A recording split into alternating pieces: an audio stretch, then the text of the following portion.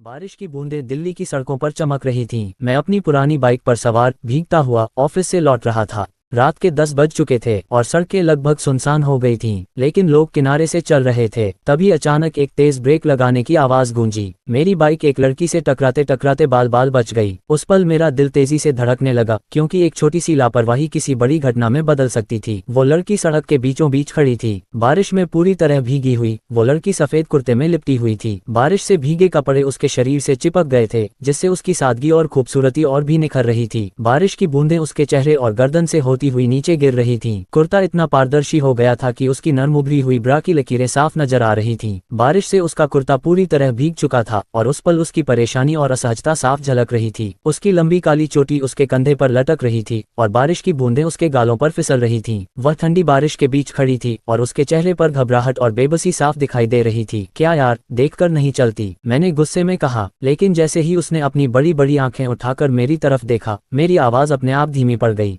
उसके चेहरे पर घबराहट और बेबसी साफ दिखाई दे रही थी, जैसे वह खुद भी इस अचानक हुए हादसे से डर गई हो। सॉरी भैया। मेरी टैक्सी चली गई और फोन भी डिस्चार्ज हो गया। उसकी आवाज में एक मासूमियत थी, लेकिन उसकी आंखों में कोई शरारत भी झलक रही थी। मैंने उसे अपनी बाइक पर बिठा लिया। नाम पूछा तो बोली, प्रिया। प्रिया राणा। उस रात मैं उसे उसके घर छोड़ने गया।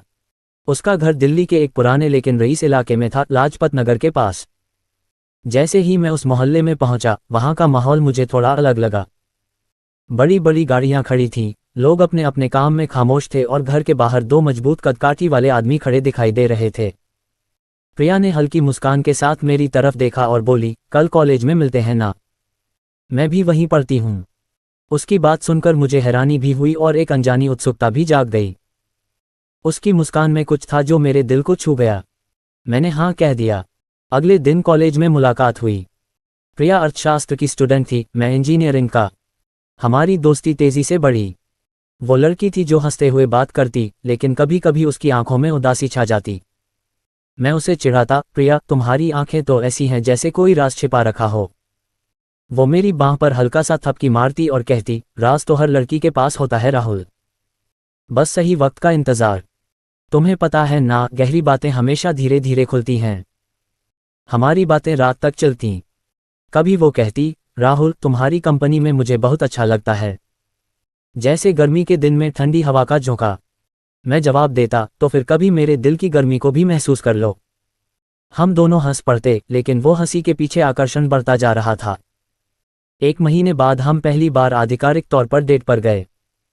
जगह थी कनॉट प्लेस का एक खूबसूरत कैफे। वह लाल सलवार सूट में आई थी और हमेशा की तरह बेहद सादगी भरी और आकर्षक लग रही थी। हम दोनों ने कॉफी ऑर्डर की और बातें शुरू की।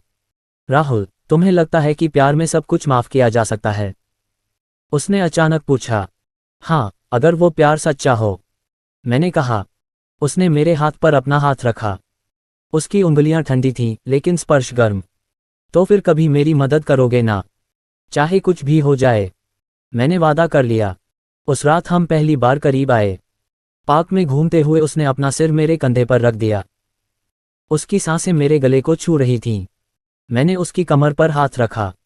प्रिया, तुम बहुत खूबसूरत हो, वो धीरे से बोली, बस देखने में ही। छूकर तो देखो। इसे कहानी के अंदाज में रोमांटिक और सलीके से ऐसे लिख सकते हैं। हमारी आंखें मिलीं। उस पल जैसे आसपास की सारी आवाजें धीमी पड़ गईं। हमारे बीच एक खामोश एहसास था, जिसमें बहुत कुछ बिना कहे समझ आ रहा था। मैं उसके करीब आया और उसने भी उस पल को महसूस किया। हमारी धड़कनें तेज थीं और चेहरे पर एक हल्की सी मुस्कान थी। उसने धीमी आवाज में कहा, राहुल, आज की रात शायद कुछ अलग होने वाली है। उसके बाद हमारी मुलाकातें और बढ़ने लगीं। कॉलेज के बाद हम घंटों साथ बैठकर बातें करते, कभी उसकी उंगलियां मेरी शर्ट पर घूमती तो कभी मैं उसके बालों में उंगलियां फेरता। वो कहती, तुम्हारा प्यार मुझे पागल कर देता है। हमारी दोस्ती में वो मसाला था जो हर युवा जोड़े में होता है, चाहत, छुअन और वो अनकही इच्छाएं। अपनी छोटी बड़ी खुशियां और परेशानियां एक दूसरे से साझा करते। कभी वह मेरी बातों पर मुस्कुरा देती तो कभी मैं उसकी हंसी देखकर खो जाता। हमारे बीच एक गहरा जुड़ाव बन चुका था, चाहत, भरोसा और एक दूसरे के साथ होने का एहसास। लेकिन कई बार ऐसा भी होता कि वह अचानक खामोश हो जाती। उसकी आंखों में जैसे कोई छुपी हुई चिंता दिखाई देती, जिसे वह मुझसे कहना चाहती थी, लेकिन फिर रुक जाती थी। एक दिन मैंने पूछ ही लिया, प्रिया तुम्हारे परिवार में क्या प्रॉब्लम है? वो दो आदमी हमेशा तुम्हारे घर के बाहर क्यों? वो थोड़ा हिचकी, फिर बोली, मेरा भाई विक्रम राणा, वो बिजनेस करता है लेकिन वैध नहीं, पुलिस उसे ढूंढ रही है।